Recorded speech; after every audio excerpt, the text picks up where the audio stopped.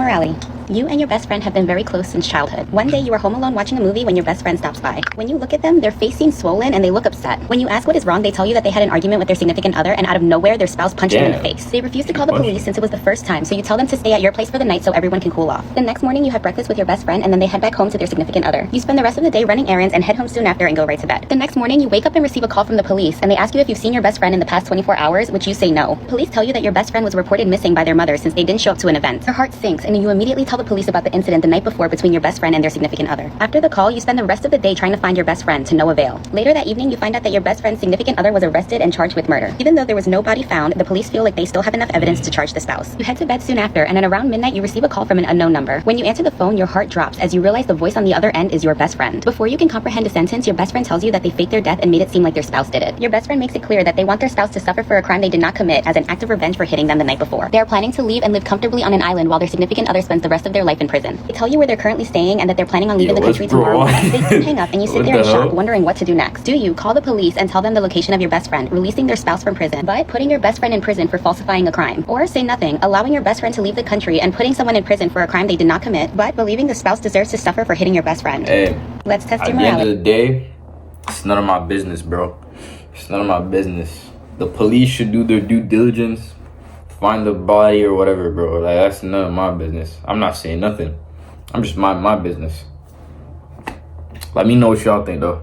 Test your morality. You are a defense attorney tasked with defending a man who is on trial for the murder of his wife and 2 children under 5 years old. This man seems to be a good person and has a lot of influence in the community. During the trial, the prosecution tries to make the defendant look as guilty as possible, but with no concrete evidence and no bodies, you are confident that you are going to win this trial. The defendant has been very open with you throughout trial, keeping his story that he has no idea what happened to his wife and children and is devastated that they are missing. After the trial, the jury finds the defendant not guilty, and you and the now free man embrace in a hug. As the man turns to his friends that are sitting behind you, you hear him say, "Now they will never find the bodies that are buried in my backyard." You stand there in shock as the man turns and winks at you, realizing that you just defended somebody that murdered his family. As the man now freely walks out of the courtroom, you head back to your office and sit there for a while. You feel a horrible pit in your stomach and you're not sure what to do next, but you realize that you have to make a decision. Do you keep quiet about what you heard, understanding that your job is to defend people whether they are guilty or not, saving your reputation but knowing that the person you defended did a horrible crime and may kill another innocent person? Or tell the police what you heard, allowing them to obtain a search warrant for his land, sending the man to prison for the murder of his family and saving potential victims, but understanding that your reputation will be ruined for future clients? This one's not even hard. Like, of course I'm gonna snitch. What the hell? Bro's an idiot. Like, why would you say that? Bro said it in the courtroom as well. I'm snitching for sure.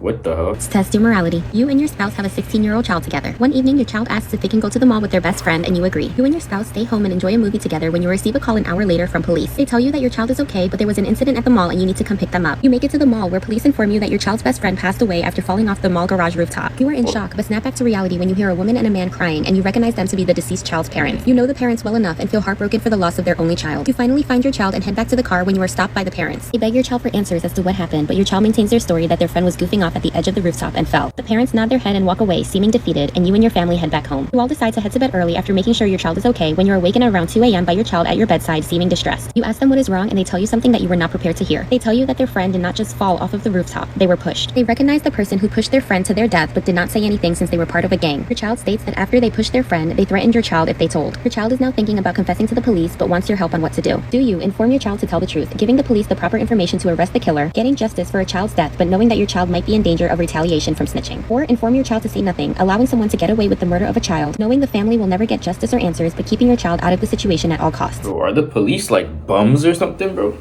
Like, they can still make it discreet or something, or like blame it on the mall cameras or something. They don't have to like admit that someone snitched. So yeah, it is definitely a snitch thing. But if like there's no way out, like maybe just mind your own business thing. But nah, you can't let that slide. Like, somebody lost their children, you have to snitch. And if they try anything, bro, we on that. Okay, it's whatever, bro. You are a forensic analysis expert tasked with the job of examining the body of a man who was murdered in cold blood. The deceased male was recently convicted of taking the lives of 12 women and 4 children. Unfortunately, before sentencing, someone took the law into their own hands and sealed the man's fate. The police have no evidence on who the suspect may be and is relying heavily on your analysis. After an hour of examining the body, you come across some DNA underneath the man's fingernails. You immediately run the DNA through the database and get a match. The DNA belongs to a woman who is in the database for minor violations. You do some research on the woman and find out that her daughter was kidnapped and murdered by the same man that lays dead on your table. The man did confess to all of the crimes, but that did not seem to be enough for the victim's mother. You sit in in disbelief, realizing that you just found the murderer of a serial killer. As you sit there in silence, you get a call from detectives asking if you found any evidence. Do you inform the police of your findings, having the woman arrested for murdering a serial killer, what are you but talking that about? taking the law into your own hands is never the right answer? Or hide the evidence from the police, believing that prison time was not enough justice for all the lives that the man took, allowing someone to take a life as revenge for their child and get away with it. Evidence are they talking about? I have no idea. What evidence? What? Yo, what? Let's test your morality. You are home alone one evening when you receive a call from your sibling. It has been a hard couple of months for them due to their child, your nephew, being diagnosed with a rare disease that can only be cured with a $40,000 surgery, which they do not have. Your sibling asks to come over to talk and you happily agree. A couple hours later, they make it to your place, but they seem a little disheveled. You ask your sibling what's wrong and they tell you that they did something really bad. Your sibling was just told by doctors that your nephew only has 3 months left to live without the surgery. Your sibling then went home severely depressed and turned on the TV. They then saw in the news that a couple's child is missing and the couple offered up $50,000 in cash to anyone who has information on finding their child. After seeing this, your sibling admitted that they broke into the couple's home wearing a mask and using a weapon, demanding the $50,000 in cash. After obtaining the money, they then went home undetected and called doctors telling them that they can proceed with the surgery since they now have the money. The doctors then informed your sibling that they will proceed with the surgery in 1 week due to them needing to administer medications first prior to the surgery. Your sibling feels horrible for what they did, but they tried every other option, including asking for a loan, which did not go through. They spend the night at your place and the next morning you turn on the news and see the couple whose child is missing was contacted by an anonymous person. The anonymous person informed the couple to drop off the $50,000 in cash in a certain location today or the child will not make it. The couple then received evidence from the suspect showing that they do have the child. The couple then pleads on TV to whoever stole the money to bring it back so they can save their child. The couple even states that the person can drop it off anywhere anonymously and they will not press charges. You turn to your sibling and they seem very remorseful, but they state to you that they are not returning the money. Do you allow your sibling to use the stolen money to save their child, giving your nephew a chance at a long life, knowing that it will be at the cost of another child? Or secretly call the police and give up your sibling, knowing that your nephew will not survive without the surgery, but giving the money back to the couple in order for them to save their child from a criminal? Let's test your morality. Like, they're idiots. That couple needs to call the police and make the police have an operation going on in the location they're telling them to drop the money at. Cause like that's idiotic. Like what? They need to call the police, not me calling the police on what? And it's not my business, bro. They need to call the police, honestly.